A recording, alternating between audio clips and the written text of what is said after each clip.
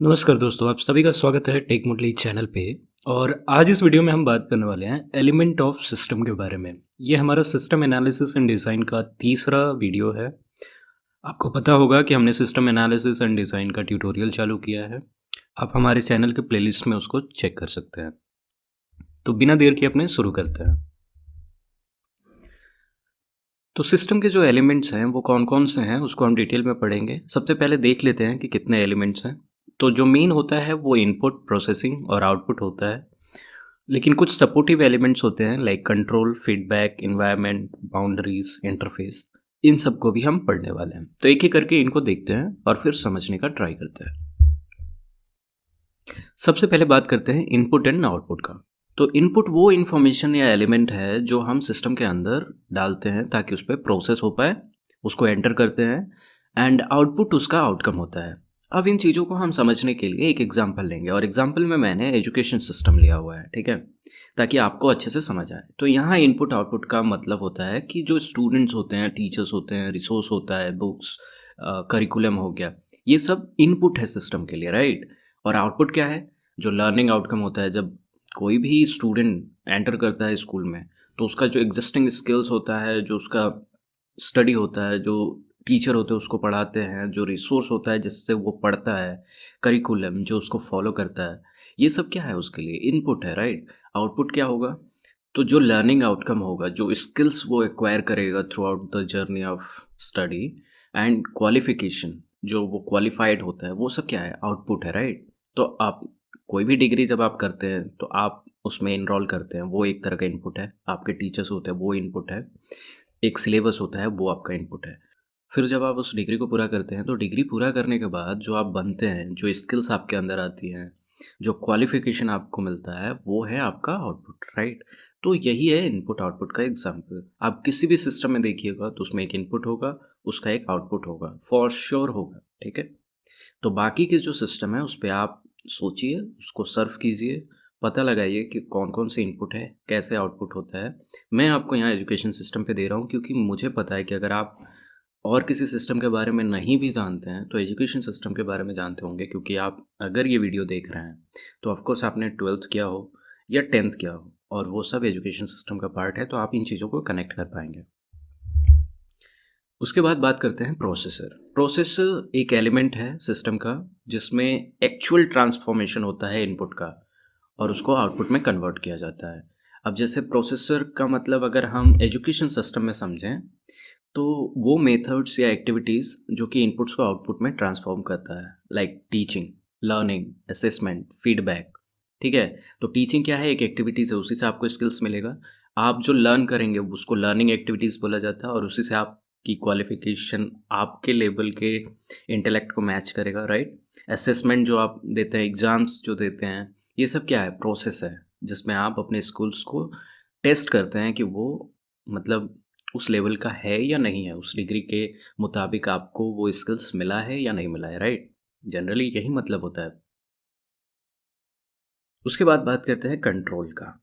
तो input output process आपने देख लिया एजुकेशन सिस्टम में, अब कंट्रोल की बात करते हैं। तो कंट्रोल एक एलिमेंट है जो सिस्टम को गाइड करता है। यानी कि यहाँ पे डिसीजन मेकिंग सब सिस्टम होते हैं जो कि एक्टिविटीज़ या पैटर्न्स को कंट्रोल करते हैं।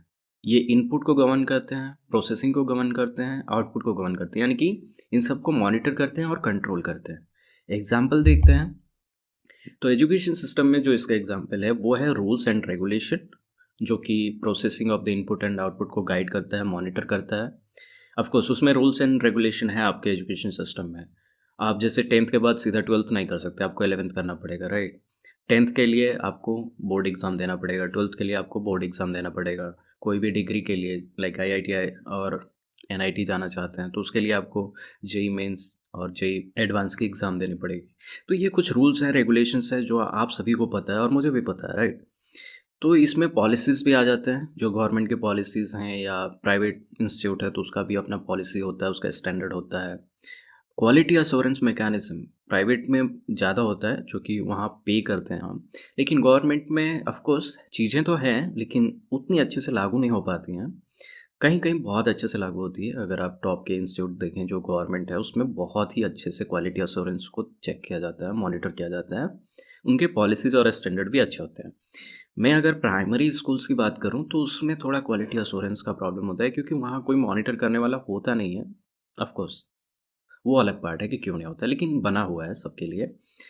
तो फीडबैक क्या होता है कि फीडबैक आउटपुट को स्टैंडर्ड प्रोसीजर के हिसाब से मेज़र करता है और चेक करता है कि जो आउटपुट है वो हमारे स्टैंडर्ड प्रोसीजर के हिसाब से है कि नहीं। स्टैंडर्ड प्रोसीजर के अंदर कम्युनिकेशन एंड कंट्रोल भी होता है। कम्युनिकेशन क्या होता है? एलिमेंट का एक दूसरे के साथ जो इंटरेक्शन होता है उसी को कम्युनिकेशन बोल रहे हैं यहाँ पे। कंट्रोल, जो हमने पिछले स्लाइड में पढ़ा कि कंट्रोल होता क्या है। तो कोई भी चीज़ का एक पॉलिसी होता है, रूल्स एंड रेगुलेशंस होते हैं, राइट? अब कंट्रोल करने के लिए आपके पास कुछ तो होना चाहिए, राइट? अगर मैं आपको बोलूँ कि ये चीज़ें आपको कंट्रोल करनी है, तो आपका क्वेश्चन होगा कि ऐसा क्यों लगता है कि मुझे कंट्रोल करना चाहिए, राइट? तो मैं फीडबैक दूँगा, यानी कि सिस्टम एलिमेंट्स में जो फीडबैक एलिमेंट है, वो आपको प्रोवाइड करता है वो इन्फॉर्मेशन जिससे आपको लगता है कि अच्छा, इस पे मुझे कंट्रोल करने की ज़रूरत है, राइट?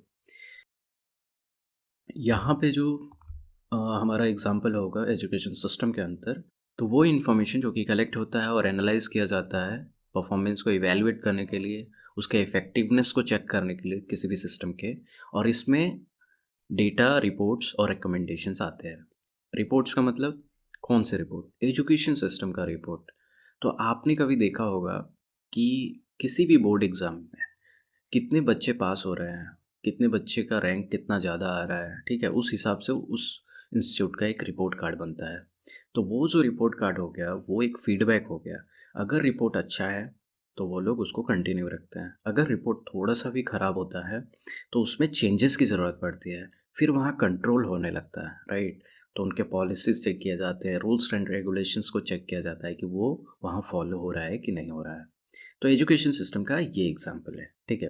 अगर आप सॉफ्टवेयर से रिलेटेड हैं, तो मैं आपको एक एग्ज़ाम्पल दे देता हूँ यहाँ पे कि जब हम सॉफ्टवेयर को एग्ज़ीक्यूट करके जब आउटपुट मिलता है हमें, तो वहाँ पे हम चेक करते हैं कि जो ह जिस पर्पज़ के लिए हमने सॉफ्टवेयर बनाया था, वो आ रहा है कि नहीं? यानी कि वो आउटपुट हमें मिल रहा है कि नहीं, ठीक है? अगर नहीं मिल रहा होता है, तो हम क्या करते हैं? उसका फीडबैक देते हैं और फीडबैक देने के बाद उस पे कंट्रोल होता है। मतलब हम फिर से चेक करते हैं कि हम अपने रिक्वायरमेंट को कहाँ पे मिस कर रहे हैं, ठीक है? तो ये सारी चीज़ें हैं। तो फीडबैक कंट्रोल ये सब एलिमेंट्स हैं सिस्टम के, और इसमें कोई भी सिस्टम हो सकता है। मैं यहाँ एजुकेशन सिस्टम को दिखा रहा हूँ। एनवायरनमेंट, तो ये एक ऐसा सोर्स है एक्सटर्नल एलिमेंट का जो कि सिस्टम को स्ट्राइक करता है। मतलब ये डिटरमाइन करता है कि एक सिस्टम कैसे फंक्शन होता है, ठीक है? तो ये एक्सटर्नल फोर्स है, ये याद रखिएगा, एक्सटर्नल एलिमेंट। और एग्जाम्पल हम कनेक्ट करेंगे तो आपको समझ आएगा। तो एजुकेशन सिस्टम के अंदर like physical, social, cultural, technological factors हैं जो कि सिस्टम को अफेक्ट करते हैं। अब फॉर एग्जांपल, अभी मान लीजिए कि एआई बहुत हाइप में है, ठीक है? और एआई हर जगह यूज़ हो रहा है। तो आपको क्या लगता है कि कुछ साल बाद आपके सिलेबस में एआई नहीं होगा? ऑफ कोर्स होगा। और अभी भी एआई है, लेकिन हमने जनरेटिव एआई को नहीं पढ़ा था, अब जनरेटिव एआई भी हमारे सिलेबस का पार्ट होगा, राइट? तो जो फिज़िकल है, जो सोशल है, जो कल्चरल एक्टिविटीज़ हैं, जो टेक्नोलॉजिकल फैक्टर्स हैं, वो सिस्टम को अफ़ेक्ट करते हैं और वो एजुकेशन सिस्टम को भी अफ़ेक्ट करते हैं, राइट? अगर कोई नई टेक्नोलॉजी आ रही है, उस तरह से हमारा सिलेबस चेंज होता है। अब किसी भी एजुकेशन सिस्टम में जब कोई पढ़ता है, तो उसका एक वैल्यू होता है, राइट? उसका एक बिलीफ होता है, उसका कुछ एक्सपेक्टेशन होता है, पेरेंट्स का एक्सपेक्टेशन होता है कि जब बच्चा पढ़ेगा या कोई भी इंसान पढ़ रहा है, कोई डिग्री कर रहा है, तो उसका जो आउटकम है, वो हम पहले से ही एक्सपेक्ट करते हैं, राइट? अगर आप एमबीए कर रहे हैं, तो ऑफ कोर्स कोई एक्सपेक्ट करेगा कि आप बहुत अच्छी जॉब लेंगे। कहाँ से एमबीए कर रहे हैं, वो और डिपेंड करेगा कि आप कितनी अच्छी जॉब लेंगे, राइट? और अगर आप इंजीनियरिंग कर रहे हैं, तो ऑफ कोर्स आपको भी पता है, उसका एक वैल्यू है, आपका एक बिलीफ है और आपका एक एक्सपेक्टेशन है कि जब आप उस डिग्री को पूरा करेंगे, तो आपके पास वो स्किल्स होंगे, वो क्वालिफ़िकेशन होगा, जिसकी वजह से आप एक इंजीनियर बन पाएँगे, राइट? तो ये सारी चीज़ें एनवायरनमेंट आता है, ये कहीं न कहीं सिस्टम को अफ़ेक्ट करती हैं। अगर मान लीजिए आप इंजीनियरिंग कॉलेज में जाते हैं और आपको मेडिकल करना है ये कुछ मतलब अनसुना है, लेकिन अगर आपको मेडिकल करना है और आप इंजीनियरिंग कॉलेज में जाते हैं, तो ऑफ कोर्स ये चीज़ें अफ़ेक्ट करेंगी। आप इंजीनियरिंग कॉलेज में जा रहे हैं, मेडिकल पढ़ने जा रहे हैं, पूरा आपका जो आउटपुट है, वही गलत है यहाँ पे, राइट? तो आप गलत इनपुट है उस सिस्टम के लिए और आप उस सिस्टम को अफ़ेक्ट करेंगे, राइट? वहाँ जाएँगे तो आपको कुछ नहीं मिलेगा, उस सिस्टम का जो आउटकम है वो इंजीनियरिंग करने वालों के लिए, तो वो आपको नहीं मिल पाएगा। है दोनों एजुकेशन सिस्टम का पार्ट ही, लेकिन अलग-अलग चीज़ें हैं, अलग-अलग एक्सपर्टीज़ हैं, राइट? जैसे-जैसे हम सिस्टम एनालिसिस एंड डिज़ाइन का ट्यूटोरियल आगे करेंगे, आपको चीज़ें समझ आएँगी जब हम इन चीज़ों को सॉफ्टवेयर के साथ कनेक्ट करेंगे, राइट? क्योंकि हमें वही पढ़ना है। अभी मैं एजुकेशन सिस्टम दे रहा हूँ क्योंकि हम सभी को एजुकेशन सिस्टम पता है। तो एनवायरनमेंट के अंदर वो लैबोरेटरीज़ आते हैं, वो रिसोर्सेज़ आते हैं, वो इक्विपमेंट्स आते हैं, वो फैसिलिटीज़ आती हैं, वैल्यूज़ आते हैं, बिलीव्स आते हैं, एक्सपेक्टेशंस आते हैं और भी बहुत सारे एनवायरमेंटल फैक्टर हो सकते हैं, एक्सटर्नल फैक्टर हो सकते हैं, जो सिस्टम के इस एलिमेंट के पार्ट होते हैं। इसके बाद बात करते हैं बाउंड्रीज़ एंड इंटरफ़ेस के बारे में। तो यहाँ जनरली होता क्या है कि कोई भी सिस्टम अपने बाउंड्रीज़ के द्वारा डिफ़ाइन किया जाता है। बाउंड्रीज़ का मतलब हो गया लिमिट्स, जो कि उसके component, process, inter relationship in सभी को आइडेंटिफ़ाई करता है, उनके लिमिट्स को आइडेंटिफ़ाई करता है, राइट? तो बाउंड्रीज़ का मतलब एक लिमिट और उस लिमिट किस पे लागू होगा? उसके कंपोनेंट पे, उसके प्रोसेसेस पे, उसके इंटर रिलेशनशिप में। इंटर रिलेशनशिप का मतलब जब वो किसी दूसरे सिस्टम या एक्सटर्नल वर्ल्ड से कनेक्ट होता है, राइट? तो यहाँ पे एक और स्टेटमेंट है, the knowledge of the boundaries of a given system is crucial in determining the nature of its interface with other system for successful design. Her system दूसरे सिस्टम पे डिपेंड होता है, दूसरे सिस्टम से भी कनेक्ट होता है। एलिमेंट्स की बात नहीं कर रहा, एलिमेंट्स होते ही हैं एक सिस्टम के अंदर, लेकिन एक सिस्टम दूसरे सिस्टम के साथ भी होता है, आप अगर रियल लाइफ में देखेंगे। तो जो बाउंड्रीज़ का नॉलेज है, किसी भी गिवन सिस्टम का अगर आपको बाउंड्रीज़ पता है, उसका नॉलेज आपके पास है, तो ये काफ़ी हेल्प करता है जब आप उसको दूसरे सिस्टम के साथ इंटरफ़ेस करते हैं। इंटरफ़ेस का मतलब क्या होता है कि आपके सिस्टम से कुछ तो ऐसा होगा, कोई एक पोर्ट हो गया, मतलब अगर मैं कंप्यूटर में बोलूँ तो जब आप वायर या वायरलेस माउस कनेक्ट करते हैं, तो वायरलेस माउस कनेक्ट करते हैं तो आपको एक एडाप्टर आपके सिस्टम में लगानी पड़ती है। अगर आप वायर्ड माउस करते हैं तो आपको केबल आपके यूएसबी पोर्ट या जो भी पोर्ट है, उसमें लगाना पड़ता है, राइट? तो वो क्या है, एक इंटरफ़ेस है। कंप्यूटर में एक इंटरफ़ेस दिया है, आपके माउस में एक इंटरफ़ेस दिया है, दोनों कनेक्ट होते हैं। ठीक वैसे ही दोनों सिस्टम के अंदर अगर 2 सिस्टम कनेक्ट कर रहे हैं, तो इस सिस्टम का एक इंटरफ़ेस होगा, उस सिस्टम का एक इंटरफ़ेस होगा जो कनेक्ट हो जाएगा। तो हम ये बोल सकते हैं कि इंटरफ़ेस उस मीडियम को हम बोल रहे हैं जिससे 2 सिस्टम कनेक्ट होता है। एजुकेशन सिस्टम है, हम इसका एग्ज़ाम्पल देखते हैं, ठीक है? तो बाउंड्री एक स्कूल सिस्टम में क्या हो गया?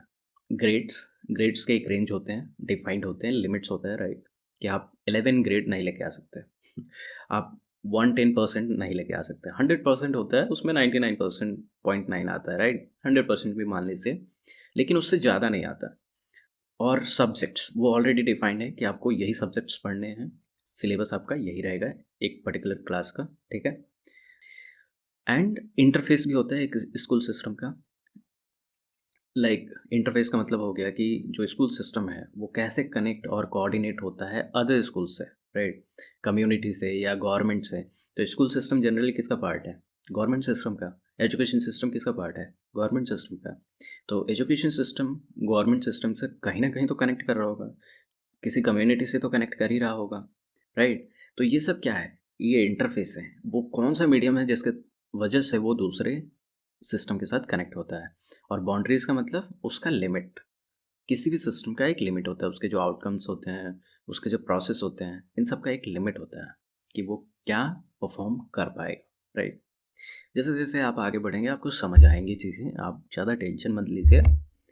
अब यहाँ पे हम ये जो इमेज देख रहे हैं, ये हमारे लिए बहुत इम्पोर्टेंट है और इसलिए इम्पोर्टेंट है कि अगर आप सिस्टम एनालिसिस एंड डिज़ाइन पढ़ रहे हैं, तो आपको ये इमेज हर जगह मिलेगा। तो जो मेन होता है, जो मेन एलिमेंट होता है सिस्टम का, वो होता है इनपुट, प्रोसेसर, आउटपुट, कंट्रोल, जो प्रोसेसर को कंट्रोल करता है, प्रोसेस को कंट्रोल करता है, राइट? तो प्रोसेस को अगर आप कंट्रोल करते हैं, तो वो उन इनपुट्स को नेग्लेक्ट करेगा, जो उसके लायक नहीं है और आउटपुट भी वैसा देगा, जो डिज़ायर्ड आउटपुट है सिस्टम का, ठीक है? अब आउटपुट जब होता है, तो उसका एक फीडबैक होता है, राइट? हमें फीडबैक पता चलता है कि अच्छा, ये आउटपुट है, पर एक्सपेक्टेड आउटपुट ये है। तो जो एक्सपेक्टेड आउटपुट है अगर वो मैच नहीं हो रहा है तो हम उसका फीडबैक देते हैं और वो फिर से एक इनपुट बन जाता है। फिर उस पे प्रोसेस होता है।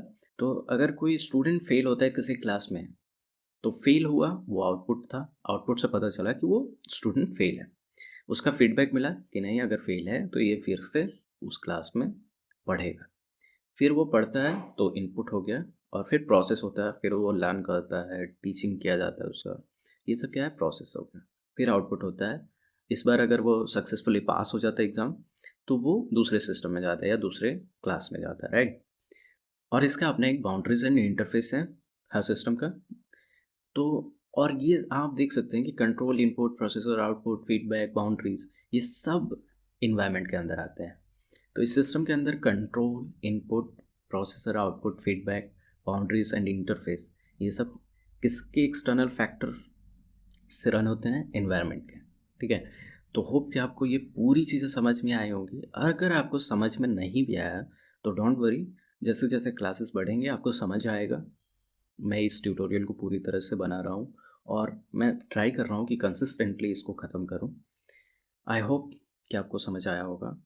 अगर जो भी चीज़ें समझ नहीं आए, आप प्लीज़ मुझे कमेंट डाउन कर दीजिए, ताकि मैं समझ सकूँ कि किस पे नेक्स्ट क्लासेस में मुझे फ़ोर्स करना है और समझाने के लिए और भी अच्छे एग्ज़ाम्पल्स लेके आना है।